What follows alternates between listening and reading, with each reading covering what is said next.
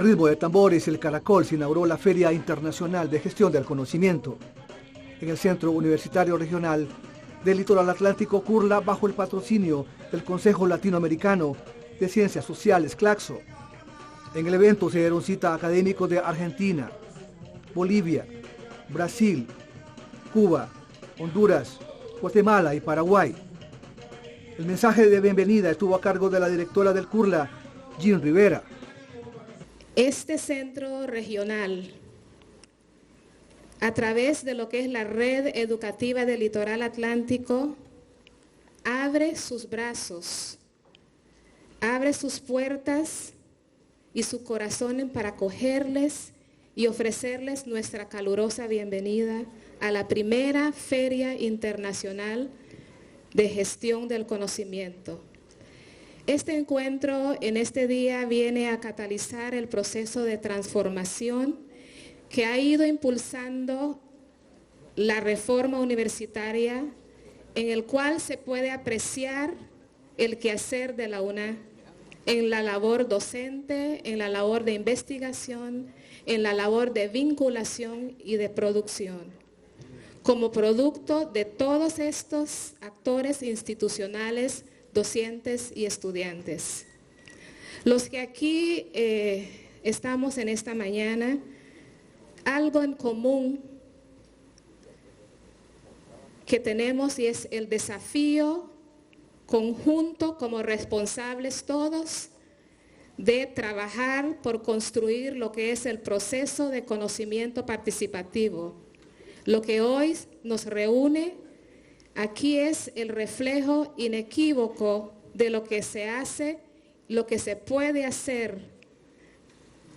Con inteligencia sumamos a esto la voluntad y lo que es el compromiso. Deseo, visitantes, docentes, autoridades, que en estos 2 días, cada hora, nosotros podamos llevar lo mejor y que el evento con el cual ha sido programado, los objetivos trazados, podamos nosotros concretarlos al final de este proceso. Deseo que disfruten estos días, que el mejor premio que cada uno de nosotros nos vamos a llevar es de poder obtener y de compartir y conocer las diferentes formas que hay para poder construir el conocimiento, que esto lo podemos hacer de diferentes formas. Sean cada uno de ustedes, todos y todas, muy bienvenidas a este centro. Uno de los temas más trascendentales fue la relevancia social, autonomía universitaria y libertad académica, donde expertos de las universidades de Honduras y Argentina compartieron sus experiencias. Bueno, los 3 temas que son uno, pero decidí abordarlos por separado, son la relevancia social, la autonomía universitaria y la libertad académica. En primer lugar, la relevancia social surge de la categoría relevance planteada en el Encuentro Mundial de Educación Superior en París, donde también, al igual que las metas del milenio, se intentan direccionar las políticas universitarias del mundo entero, y he ahí los problemas y las especificidades de cada una de las regiones. Relevance, buscado en el diccionario, y pueden buscar varios artículos que he escrito al respecto en España, en Colombia, googleando. Relevance es pertinencia. La palabra relevance traducida es pertinencia. Se ha utilizado a partir del 98 en adelante la reiterada, una mirada reiterada a la categoría de pertinencia, que en los últimos tiempos fue cambiando a relevancia. Un tema que me importa mucho es analizar etimológicamente para poder analizar políticamente cuál es cada una de ellas y por qué hoy hablamos de relevancia. Como les decía, esto se los dejo, la pertinencia de la educación superior, como les decía, es un planteo de Michael Gibbons, que es aquel que plantea, no sé si han escuchado, el modo 2 de producción del conocimiento, es decir, un modo donde el demandante tenga un lugar en la definición de qué es lo que, por ejemplo, las universidades debieran investigar, le hace las empresas, y es una categoría equívoca, es una categoría difícil de comprender y que ha dado lugar a múltiples interpretaciones. El objetivo central de la presentación de Gibbons y de la pertinencia como tal es, voy a decirlo rápido porque tenemos 10 minutos, ajuste al mercado. ¿Sí? La educación superior, para ser pertinente, debe atender los temas que el mercado demanda de ella. Esto ha generado, como es sabido, algunas reticencias, particularmente en nuestros países latinoamericanos, y en una búsqueda de quienes trataron de desarmar esta categoría y de comprenderla, podemos ubicar a Malagón Plata en Colombia y a otros que definen distintos tipos de pertinencias. Habría un enfoque economicista de la pertinencia, que es el que acabo de describir, y una perspectiva social de la pertinencia, ¿no? Donde la pertinencia de la universidad es política, es social, económica, cultural, y requiere cambios en la educación superior para estar más cerca de la sociedad. Por sociedad se han entendido diversas acepciones, ¿sí? Se la ha equiparado con empresas o se la equipara en otros casos con las mayorías de los excluidos, que son quienes son mayoría en América Latina. Bueno, esto, como les decía, se los dejo. Esto es interesante, el cambio de pertinencia al uso de la categoría de relevancia, justamente porque la pertinencia había tomado este cariz economicista.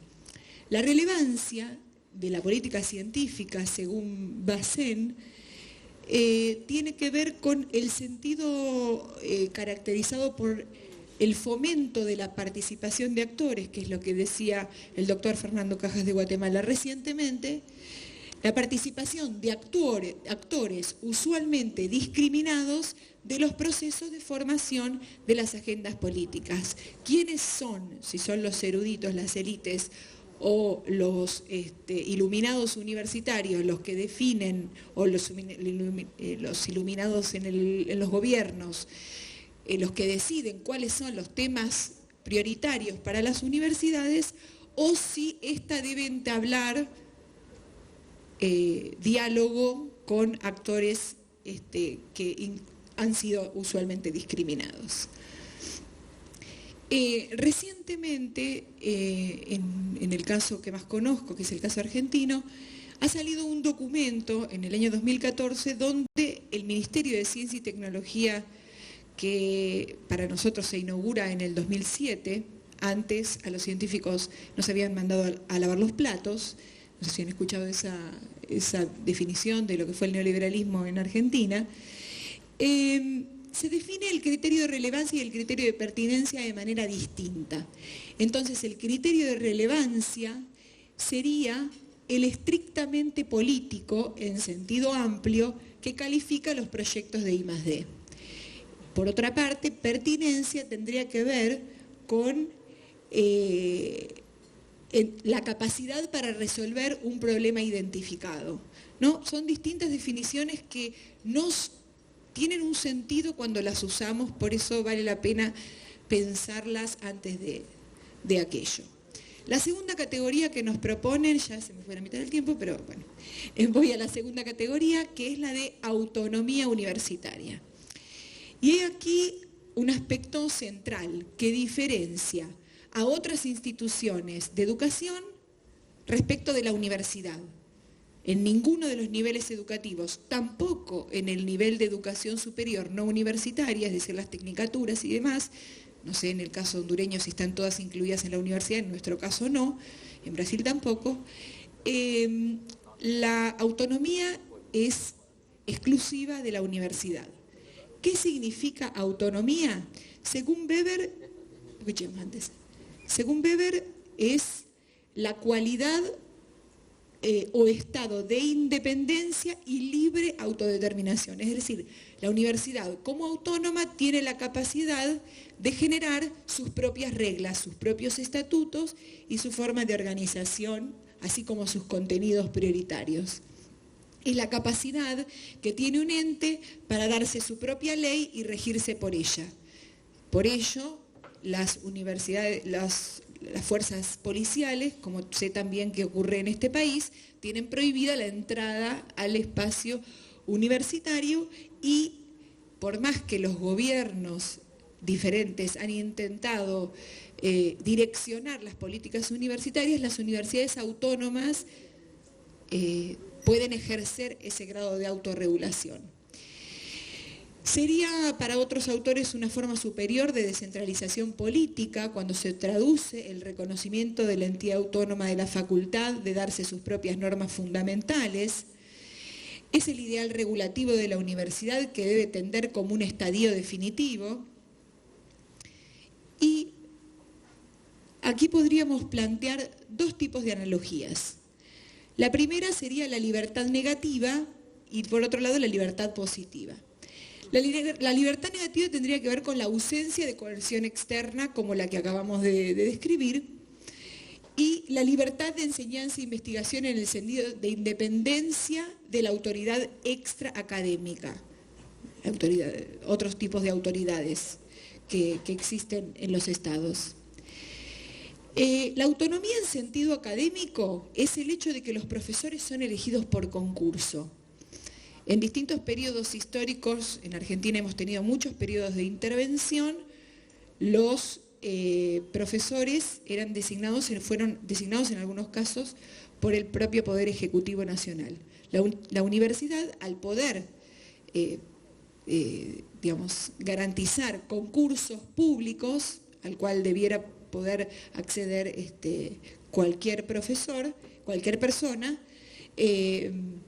eso es una forma de autonomía en el sentido académico. La otra analogía sería la libertad positiva en contra de la negativa, es decir, como análoga al cogobierno universitario. Es decir, es a partir del cogobierno universitario que la universidad autónoma ejerce su libertad positiva. La autonomía, en sentido político, justamente es esta cuestión ligada a la libertad positiva, que es el gobierno como cogobierno. Cogobierno de profesores, estudiantes y graduados, en distintas proporciones según los casos. Hay una categoría que hemos trabajado con un amigo argentino-canadiense que se llama Daniel Jurensky, que es la categoría de heteronomía. La heteronomía tendría que ver con estar sujeta a un control externo y a la subordinación y ley y dominación de otros. En el caso concreto del financiamiento, esa es una de las formas del control externo. Y por otro lado está la cuestión muy interesante de entrarle al hecho de que las universidades son autónomas pero no son soberanas. Es decir, soberano es el Estado, en tanto ente superior, que puede ejercer un poder de sujeción. Hay dos tipos de sujeciones, la directa, con una normativa que la regula, como las leyes de educación, en algunos casos. Nosotros, por ejemplo, en el año 1995 fue la primera ley de educación que tuvimos en nuestra historia, y las universidades existen en Argentina desde hace 400 años. Y por otro lado, la sujeción indirecta, es decir, por abogo financiero. Abogo financiero, de manera indirecta estoy ejerciendo la heteronomía. Las 10 características que Daniel Jurensky establece sobre la heteronomía, en el caso inglés son 10C. Cuando uno las traduce, las C se desarman. Pero, ¿cuáles son las características de la heteronomía que caracterizaron las universidades a partir del neoliberalismo? La promoción de las universidades privadas, el arancelamiento, los programas orientados al cliente, la racionalidad corporativa, el incremento de contratos con la industria, la flexibilización laboral de los docentes y profesores, el crecimiento de la prestación de servicios a terceros, recortes en el financiamiento público, condicionamientos especiales en el otorgamiento de fondos e intentos de estandarización y coordinación y control de políticas universitarias desde los ministerios. Antes, ahí va.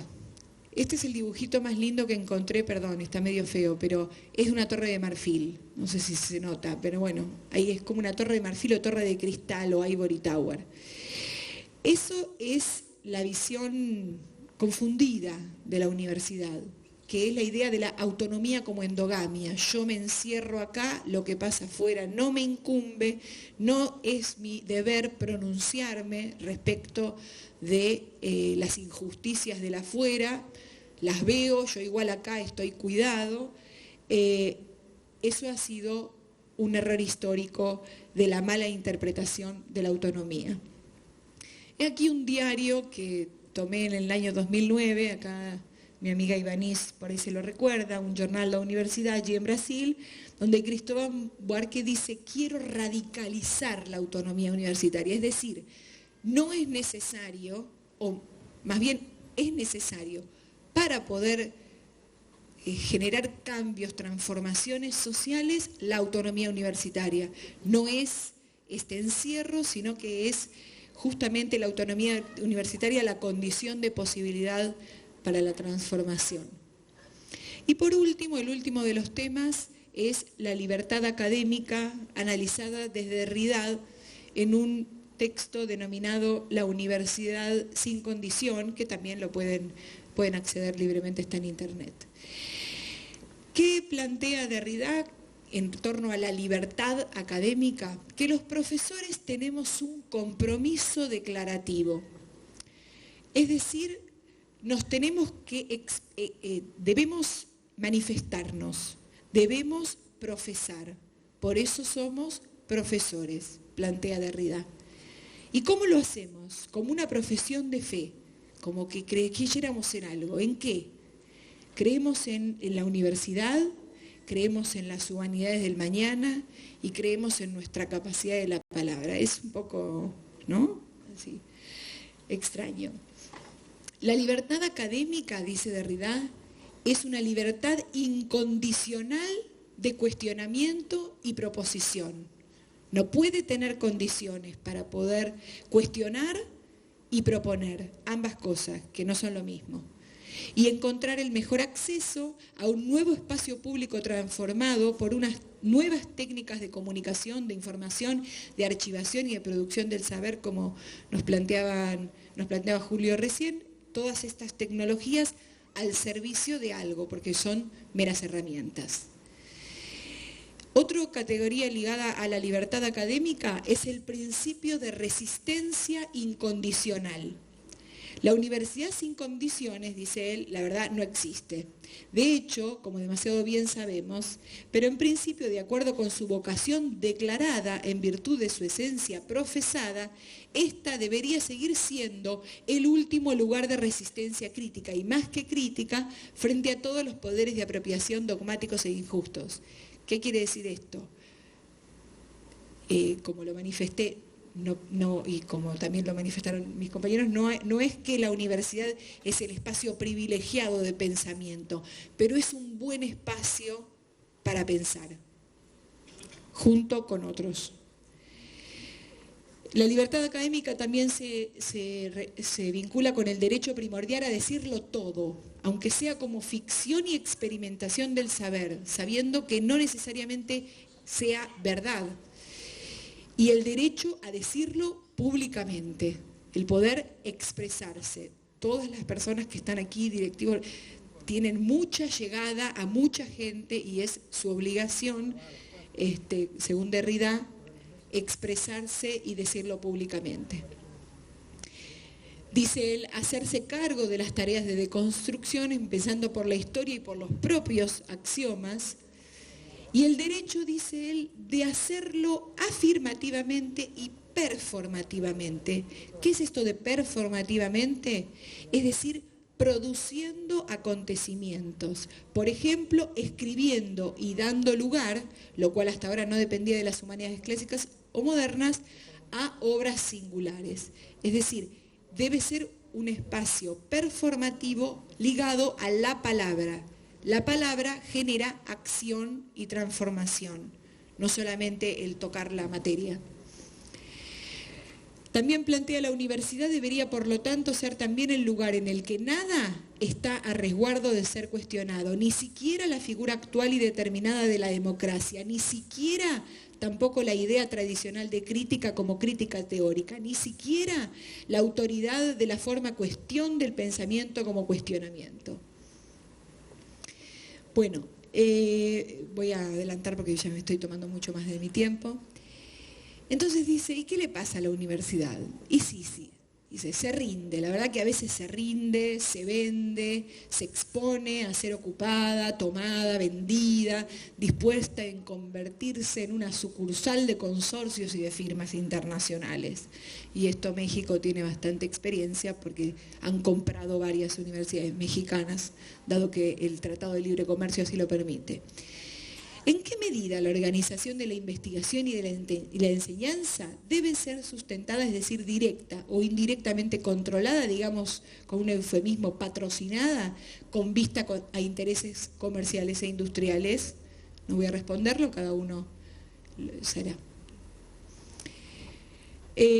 Voy cerrando. ¿Cuál es la postura de Derrida en torno a esta cuestión de la soberanía?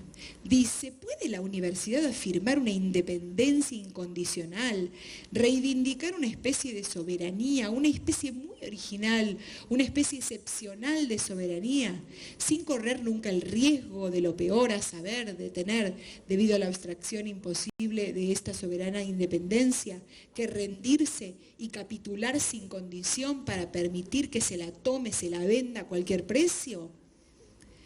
Y ahí plantea que el valor de la soberanía universitaria está en plena descomposición justamente por todos los ataques actuales a la autonomía universitaria y a la libertad académica también.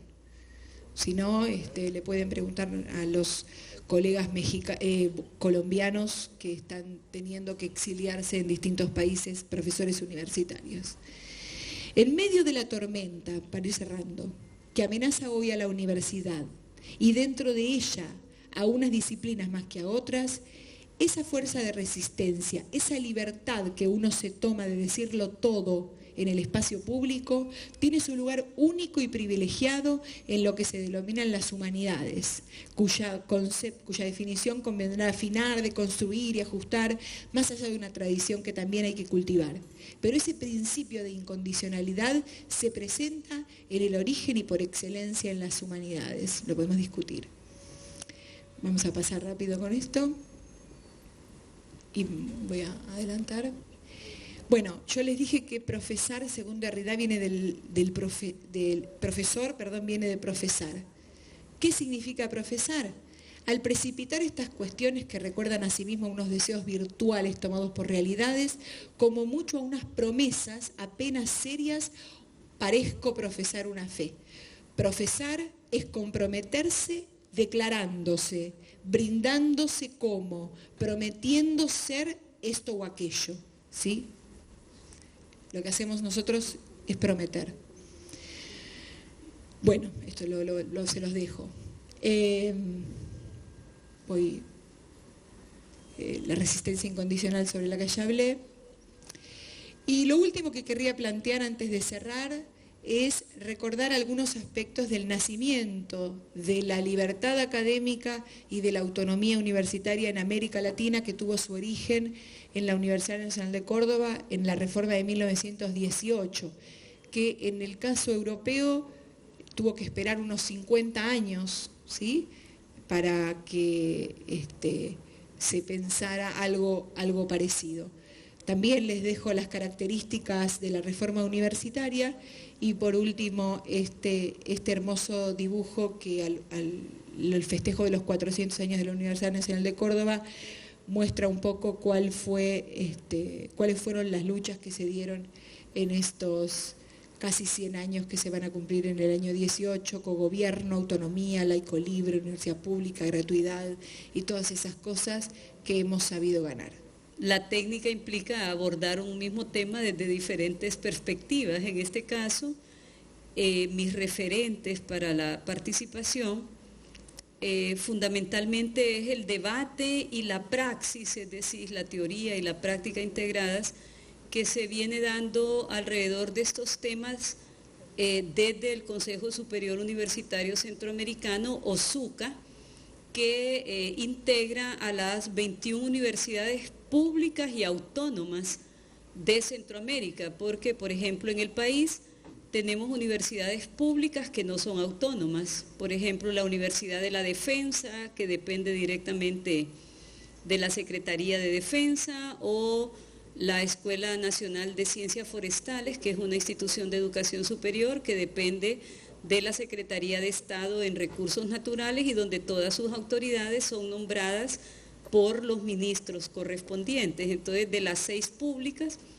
tenemos 3 que no son autónomas, la otra es la Universidad Nacional de la Policía. De tal manera que de las 6, solo la Nacional de Agricultura, la Universidad Pedagógica Nacional y la Nacional Autónoma somos miembros del SUCA. Y como les digo, ha sido un tema de mucho debate en el SUCA en los últimos 10 años. Si entramos a la página web del SUCA, hay por lo menos 4 relatorías de encuentros centroamericanos que fueron dedicados a este tema, lo cual en parte se debe a que en la región centroamericana las universidades con alguna frecuencia son objeto precisamente de intentos o a veces de concreciones que lesionan estas 3 dinámicas universitarias, ¿verdad? Entonces, desde esa perspectiva de los debates, de las reflexiones, pero también de las acciones y estrategias propuestas del SUCA, es que voy a realizar mi intervención. Un primer punto sería que la relevancia social, la autonomía universitaria y la libertad académica signan, es decir, marcan la historia de desarrollo de nuestras universidades. Me atrevería a decir en América Latina, quizás en el 18, en Córdoba no hablábamos de relevancia, creo que Judith nos ubicó muy bien cómo históricamente se fue desarrollando esta categoría, es reciente, pero ya en muchas de las reivindicaciones de Córdoba, de una u otra manera, se daba una connotación a lo que hoy llamamos relevancia social, es decir, una universidad al servicio del pueblo, una universidad vinculada estrechamente con las aspiraciones de dignificación de la vida de las poblaciones. Entonces, ya con otros conceptos, con otras categorías, de igual manera la autonomía, bueno, lo acabamos de ver en la caricatura, es una reivindicación central de la reforma de Córdoba, pero también de todas las reformas universitarias que se han dado en América Latina, y aquí incluso en algunos debates con universidades europeas uno identifica que para Europa la autonomía es otra connotación completamente diferente, en cambio en América Latina y en Centroamérica la connotación principal de autonomía es fundamentalmente política, no tanto académica. Quizás lo académico viene posteriormente, pero la reivindicación o la categoría de autonomía universitaria en América Latina tiene esa connotación fundamentalmente política. En cambio, en Europa es una connotación más académica en el sentido de un espacio para que se presenten y se debatan y se defiendan públicamente las diferentes escuelas de pensamiento, etcétera. En cambio, en América Latina la autonomía, o sea, tratar de que la universidad no esté subordinada ni sujeta a los diferentes tipos de poder, ¿verdad? En general. Ayer era quizás más los poderes dictatoriales, hoy son más los poderes empresariales, pero al final esa búsqueda de que la universidad mantenga, defienda, profundice su identidad universitaria frente a estos poderes que buscan subordinar la universidad a ellos. Y la categoría también de libertad académica, que quizás inicialmente y en Córdoba se traducía más como libertad de cátedra, pero que también en el proceso de desarrollo de la Universidad Latinoamericana ha ido, sin perder esta primera idea central de la libertad de cátedra, se ha ido ampliando, ¿verdad?, hacia otros ámbitos. Por ejemplo, Carlos Tunerman, uno de nuestros académicos más sólidos centroamericanos, nicaragüense, fundador de mucho de lo que hoy tenemos en el SUCA, tiene dentro de sus últimas publicaciones precisamente uno dedicado al tema de autonomía y libertad académica, y Carlos Tunerman dice, claro que la libertad de cátedra, bien entendida, sin estas también utilizaciones más en función de agendas, muchas veces de grupos gremiales, etcétera, dice, pero hoy la libertad académica toca, por ejemplo, lo relacionado con la ética de la investigación, que a su vez debe vincularse con una ética para el desarrollo de nuestros países.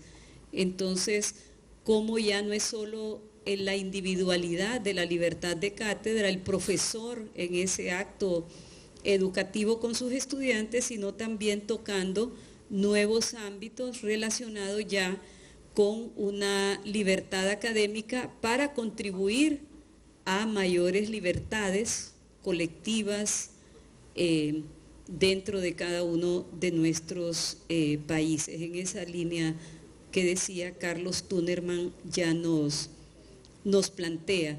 De tal manera pues que todas estas categorías tienen un proceso de construcción histórica, pero también social, porque si bien es cierto, por ejemplo, nuestra propia universidad, decimos, y así lo creemos, que durante casi 3 décadas perdió autonomía, ¿verdad? En el sentido que los grupos de poder político, sobre todo, eran quienes decidían el qué y el para qué de la universidad, pero aún en ese periodo hubo un proceso de vinculación de la universidad con la población, con los diferentes grupos de sociedad civil del país, y también un vínculo muchas veces no a favor de la autonomía ni de la libertad académica con el propio Estado o gobierno o los gobiernos del momento, pero siempre ha habido ese proceso de construcción histórica y social de las 3 categorías, es decir, no es la universidad en sí misma que las ha desarrollado, sino en este permanente vínculo con la sociedad y con el Estado. Un segundo punto que quiero abordar es que hoy y a futuro, estas 3 categorías, por lo menos desde Centroamérica y desde Honduras, necesitan una relectura. Es decir, creo que no podemos quedarnos en un ejercicio nostálgico que a veces lo hacemos de la reforma de Córdoba de 1918. Nosotros mismos como universidad iniciamos en el 2005 con la nueva ley orgánica de la universidad un proceso de reforma universitaria que yo diría muy acertadamente la comisión de transición que lideró esos 3 primeros años del proceso decidió ya no seguir hablando de la 4ª reforma, de la 5ª reforma, de la 6ª reforma, sino que la reforma universitaria sea un proceso permanente, porque si existe esa dinámica de vinculación con la sociedad, no podemos estar haciendo artificialmente periodos de reforma, sino que habrá que estar reformando aquello que la sociedad y el desarrollo del país así lo requiera. Por eso ya no hablamos de la cuarta reforma, hablamos de la reforma universitaria, precisamente para ir asumiendo progresivamente que la reforma es permanente. Entonces, en ese proceso, por ejemplo, escucho a Judith y dice, bueno, hay algunos autores que plantean que un ejercicio de autonomía es que los profesores sean elegidos por concurso. Yo diría, nuestra universidad quizás ha ido más allá. Las autoridades somos elegidas por concurso público de oposición y un concurso público centroamericano, o sea que el rector, los vicerrectores, los decanos, los directores de centros regionales pueden ser centroamericanos. Y de hecho, cuando se abren los concursos públicos en la página web del SUCA, se convoca a todos los académicos centroamericanos a que se presenten a los concursos de oposición por méritos. Creemos que somos como un caso casi único en América Latina y surge la pregunta, bueno, teníamos más autonomía cuando eran elegidas las autoridades por votación de un cogobierno o hemos ganado grados de autonomía con un proceso público que ha ganado grados también progresivos de transparencia, etcétera. Creo que hay algunas investigaciones tratando de dar, pero surge la pregunta, ¿verdad? Si no será también otro espacio de autonomía que se ha ganado dentro de lo que es la gobernanza o la gobernabilidad de la universidad. Entonces, ¿por qué el punto de la necesaria relectura, por lo menos en Centroamérica, está claramente definido? Primero, porque enfrentamos unos estados cada vez más debilitados. Consideramos que después de la oleada neoliberal que sacudió fuertemente región andina, cono sur, tardíamente llegó la oleada neoliberal a Centroamérica. Por ejemplo, nosotros estamos ahorita debatiendo, y creo que sí se logró abrir un espacio con el presidente de la República, un anteproyecto de ley de protección social. Lo que Brasil hizo en el 88, lo que Colombia hizo con la ley 100 en el 93, cambiar todas las reglas del juego de la protección y de la seguridad social. Y cuando vemos el anteproyecto, un 80% es una mala copia de la experiencia colombiana, que ya va a su tercera reforma de la ley de protección social, en donde el eje central es lo que llama la ley la descentralización, que es transferir a ONGs y a entes privados la prestación no solo de los servicios de salud, sino de todo lo que es protección social, desde préstamos para vivienda, los seguros de desempleo, etcétera, etcétera. Es una expresión más de un Estado que a partir del 90 se debilita, y me imagino que Fernando tendrá también historias similares en Guatemala, en Costa Rica, que ha sido el modelo de Estado. Lo vemos también como el debilitamiento del Estado costarricense es progresivo. Entonces, frente a ese Estado, la autonomía reivindicó mucho en su momento la libertad de la universidad frente al Estado o el gobierno como poder. Pero entonces también hoy estamos viendo que parte del ejercicio de la autonomía universitaria en Centroamérica pasa por contribuir desde las universidades al fortalecimiento de la institucionalidad pública. Es un desafío grande en Centroamérica, por lo menos, cómo la universidad contribuye a fortalecer una institucionalidad pública que se nos va de las manos ¿verdad? Las empresas estatales de telefonía, de electricidad, de agua, todo puesto al mercado, al mejor postor, ¿verdad? Entonces, ¿cómo la universidad hace gestión del conocimiento para buscar fortalecer la institucionalidad pública? A través de la formación de los liderazgos técnicos, a través de los estudios que sustenten políticas públicas de beneficio colectivo. Entonces, tenemos ahí un escenario que nos plantea desafíos importantes y que forma parte del ejercicio de la autonomía universitaria y de la libertad académica de hoy en la Universidad Centroamericana. Tenemos también una Centroamérica altamente conflictiva. Están ustedes, duele decirlo, en el país más violento del mundo, que no está en guerra, aunque hemos bajado la tasa de homicidios, creo que ahorita está en 78, dijo el ministro de Seguridad, pero para no estar en guerra estamos. Entonces, eso es parte de una conflictividad social creciente, en donde también entonces el ejercicio de autonomía y de libertad académica no es absoluto, como lo planteaba Judith. Tenemos unos referentes de país y de sociedad que nos imponen los límites, sin negar, por ejemplo, que la investigación, lo decía el vicerrector, es un ejercicio de creatividad, pero en un país de recursos escasos, la creatividad individual, me atrevería a decir, quizás debería de estar subordinada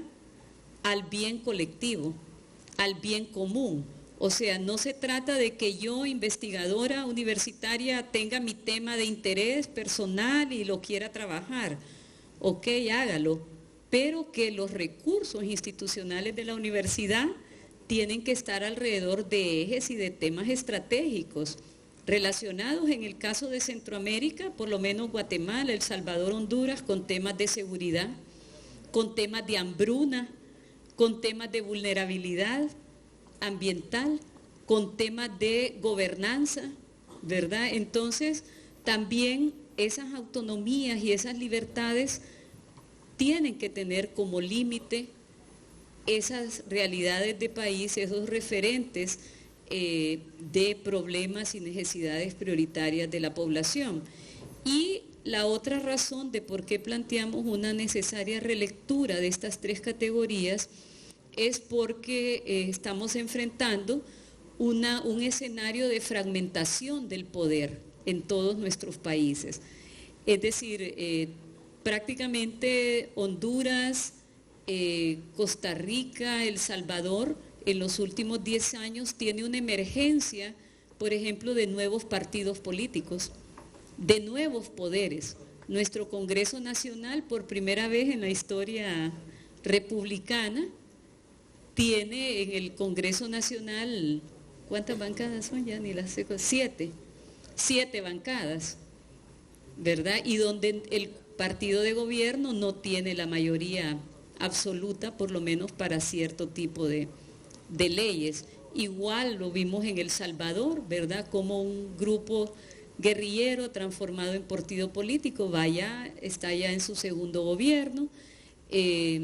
Guatemala enfrenta situaciones similares, quizás Nicaragua se sale un poco de este escenario, pero la dinámica de fragmentación del poder también nos lleva a esta necesaria relectura de la autonomía, de la libertad académica, fundamentalmente. Un tercer punto es, tal vez, Judith hacía referencia a la discusión teórica en la Conferencia Mundial de Educación Superior, que se dio una en el 98 y la otra en el 2009. Pero yo quiero hacer referencia a la Conferencia Regional de Educación Superior de América Latina y Caribe, ¿verdad? La llamada CRES, que son contenidos, diría yo, bastante diferentes de los de la Conferencia Mundial, y donde un tema central para América Latina y el Caribe, y lo trabajaron como integrados, es calidad, pertinencia y equidad. Creo que la conceptualización de pertinencia en la CRES difiere mucho de la de Gibbons, que predominó en el debate en la Conferencia Mundial de París del 2009, y donde el planteamiento central es que debemos superar el riesgo de caer en un debate calidad versus equidad y versus pertinencia, que a veces se nos plantea, sobre todo desde el neoliberalismo, esa disyuntiva: o ganamos calidad, o ganamos equidad, o ganamos pertinencia, como que si fueran conceptos y prácticas antagónicas, siendo que por lo menos el planteamiento de las CRES fue: en América Latina tenemos que hacer un abordaje integrado, complementario, sinérgico de esas tres categorías, ¿verdad? Entonces, a veces nos preocupamos mucho, y creo que es válida la preocupación, por estar en los rankings, ¿verdad? En los rankings CIMAGO. Creo que en el de Beijing todavía no aspiramos en Centroamérica, porque premios Nobel de la Paz sí tenemos, y de literatura, pero en medicina o en química todavía estamos muy distantes. Tal vez Costa Rica en unos 20 años podría llegar a tener, me atrevo a decir, pero el resto de... Entonces, la preocupación de la calidad es válida, pero calidad sin equidad. El vicerrector daba las estadísticas de país. Nosotros la cobertura de educación superior con las 20 universidades es de 15.7 de la población entre 18 y 24 años. Y es una cobertura que no se ha movido en 15 años, es decir, tenemos 15 años informando que esa es nuestra cobertura, aunque tenemos mayor número de universidades. Y el promedio en América Latina es de 34% de esa población entre 18 y 24 años, o sea, tenemos menos de la mitad del promedio de América Latina.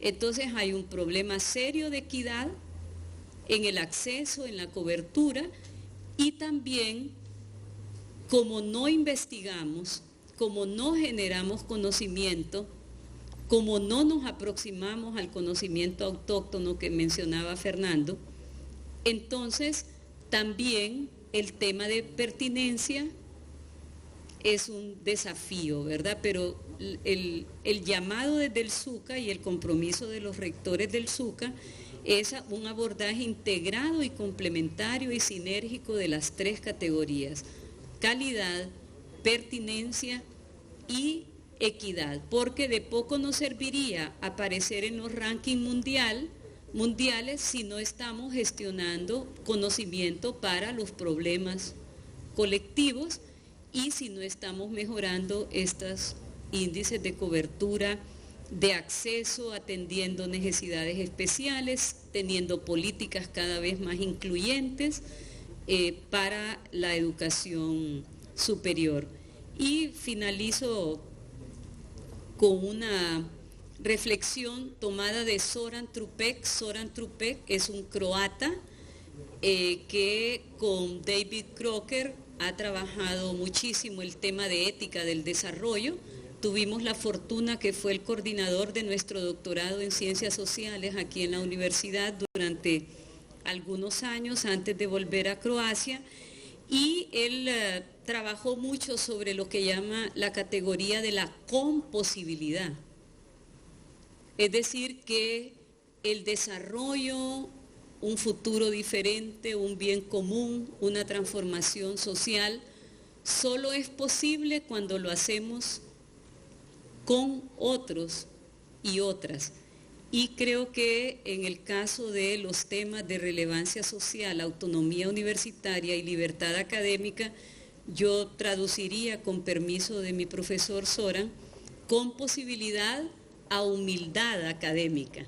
Es decir, lo que se planteaba en la primera reflexión, de que la humildad necesaria para entender que la universidad sola, encerrada en la cúpula de cristal que nos mostraba Judith, muy poco hará para continuar defendiendo y conquistando cada vez mayores grados de autonomía universitaria y de libertad académica. Tenemos que entender que eso solo va a ser posible cuando reconozcamos que necesitamos de otros y de otras para lograrlo. Muchas gracias. Aquí se dieron a conocer los proyectos de investigación, innovación y producción de conocimientos a través de un recorrido dirigido por expertos del Centro Universitario Regional del Litoral Atlántico CURLA. Después de 2 días de conferencias, debates y mesas de trabajo, el cónclave finalizó con una noche cultural, donde los invitados degustaron de bebidas y platillos típicos de la región atlántica del país. Desde el Centro Universitario Regional del Litoral Atlántico CURLA, en la ciudad de La Ceiba, Ramón Morales, UTV.